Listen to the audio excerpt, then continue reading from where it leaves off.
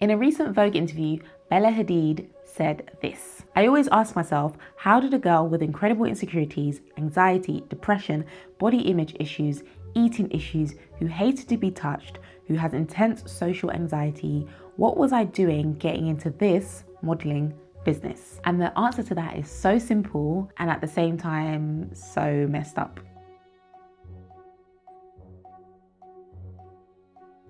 Hey guys, welcome back to my channel. Hope you are good, hope you are well.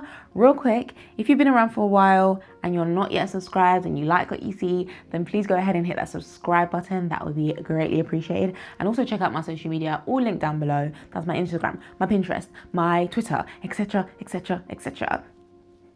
Why am I swinging my hair? I hear you ask. Obviously, to show off my new wig that I am obsessed with. I am wearing the Marley wig. It's a kinky straight texture from London Virgin Hair, who are the sponsors of today's video. The hair is thick, it's amazing quality, and all I've done is styled it with some flexi rods. It's given 80s glam and I'm absolutely here for it. They've kindly created a discount code for us. If you use my name Adella at checkout, you'll get 10% off all London Virgin Hair products. Or if you use the link that I'm gonna put in my description, that will take you straight to the website and the discount will be applied automatically. So don't walk, run to the website, check out the hair for yourself, and also check out my Pinterest because I'm gonna be sharing some more pictures and videos of me with this hair.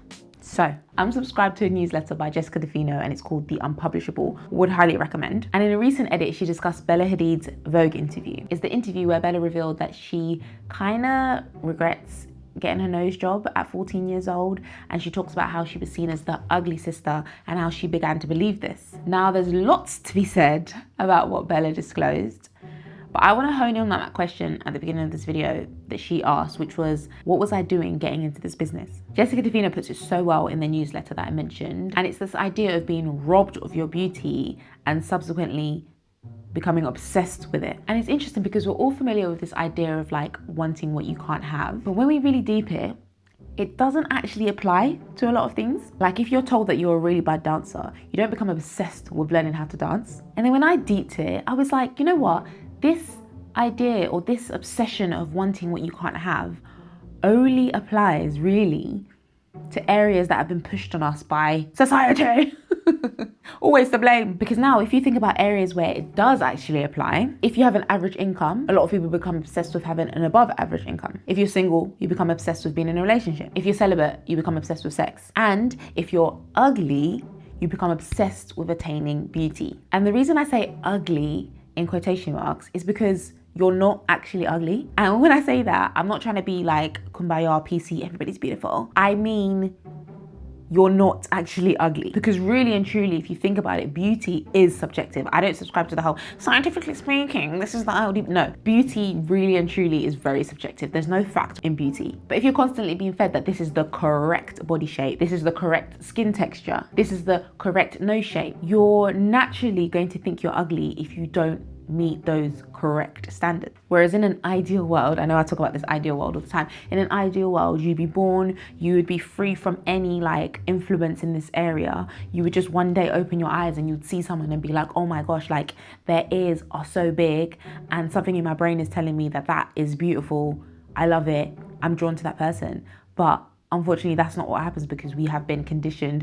We've been fed so many things about what is beautiful that we're almost like sheep, slaves to our preferences that aren't really our preferences. And of course, we're not told of these ideal standards so bluntly, because if we were, we would kick off. Like, can you imagine an advert that was like, oi, you're ugly because you have no hips, so do this workout? Obviously not, but what you will see is 10-minute hourglass sculpt, 6-week hip dip workout. You won't see your acne is very ugly, sort it out, here's this cream. But you will see 10-step glass skin skincare routine, how this skincare product made me feel more confident. You won't see sis, respectfully, your wide nose is not it. But what you will see is fake a nose job with this contouring tip. And when we peel back the layers, they are essentially saying the same thing. And the gag is, because all these adverts, these promotions, this comms is being positioned as this thing is attainable, so begins the obsession with attaining it. And I'm not even bashing them because I'll be clicking on that 10-step skincare routine. And I said this before in a previous video about beauty. I've done so many of them. I believe we're both the victims and the perpetrators in this whole thing. We're the victims in that, like, this is pushed upon us, but we're also perpetrators in the sense that we also choose not to reject it. I've also said in previous videos that unfortunately, I don't have the answers.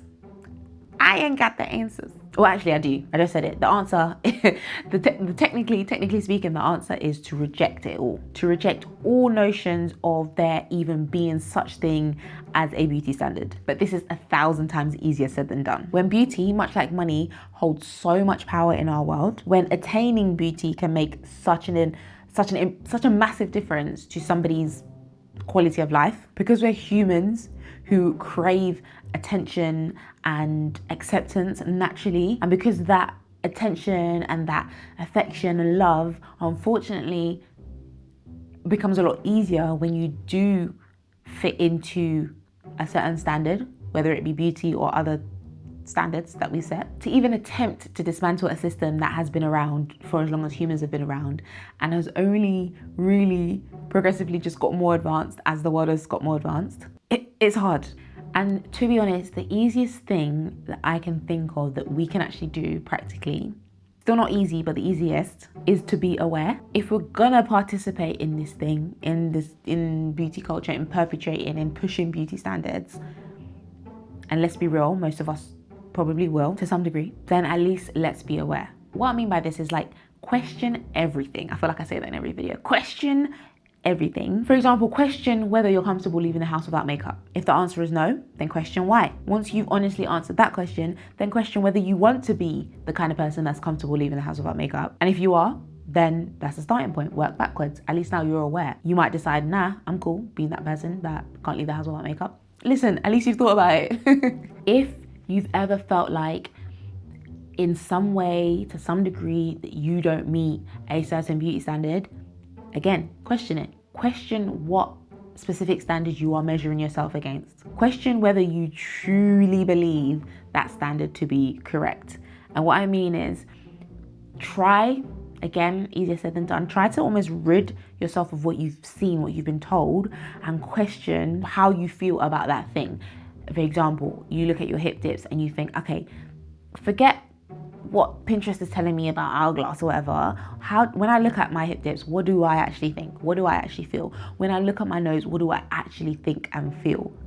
Do I hate it because I've been told to hate it, or do I hate it because I genuinely in myself do not like the way this looks? Review your own beauty if you must. Again, I'm not saying that we should be obsessed with our beauty, but in a world that is obsessed, if you happen to be that person that is also kind of obsessed, review your own beauty. Why do you look the way you do? In that same Vogue interview, Bella said that she wished she'd kept the nose of her ancestors and that she felt like she would actually have grown into it by now, like grown into accepting it. And from that, I took two very interesting points. Firstly, if we must review, if you feel like you must review the way that you look, then let's do it from a more factual lens. For example, like Bella said, from our ancestors. I'm tall because my granddad was tall. And I have a biggish forehead because I'm East African. I think that's why. Are we looking at our beauty as, in any area, as not the standard because the standard we're trying to measure it against, factually speaking, shouldn't be the standard if there has to be a standard? Does that make sense? Like, I'm not European, so why should I measure my beauty against European standards? And the second point I took from that is the fact that she felt that she would grow into it. Like, we will grow into accepting it, or we'll grow into our looks, however you take that. We know that trends change, and unfortunately, and sometimes fortunately, those include beauty trends. So before we make permanent physical alterations or equally permanent mental and emotional decisions, question whether this thing that you want to change, this thing that you don't like, is a trend, or really question whether do you think this is going to matter to you in 5 years, 10 years? And that one is really hard because obviously with hindsight, I can be like, oh yeah, that didn't matter. But at the time it mattered. So maybe speak to people older than you, maybe speak to people that are 10 years ahead and be like, listen, this is how I'm insecure about this thing. Is that something that you think about now at your age? Like, are you gonna grow into it? Once upon a time, I hated being tall. I hated being taller than everybody. Now, I love it. I hated my body at 16 years old. Now, at 28 years old, I would kill to enjoy my 16-year-old body again, free from all its ailments and pains. Like I said, I know it's easier said than done, and I don't want to be that person that's preaching like, just love yourself. Like, if you want to love yourself, just do it. Like, that's not what I'm saying. But at the moment, that is like, for me, this is the best solution to a very, very difficult, long and tricky problem. My opinion might change in the future. I might learn more. I might have more to share.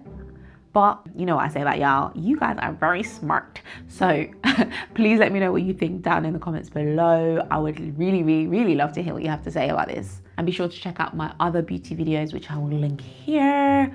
And like, comment, subscribe, all that good stuff. And I'll see you in my next video. Bye. Subscribe. Mwah.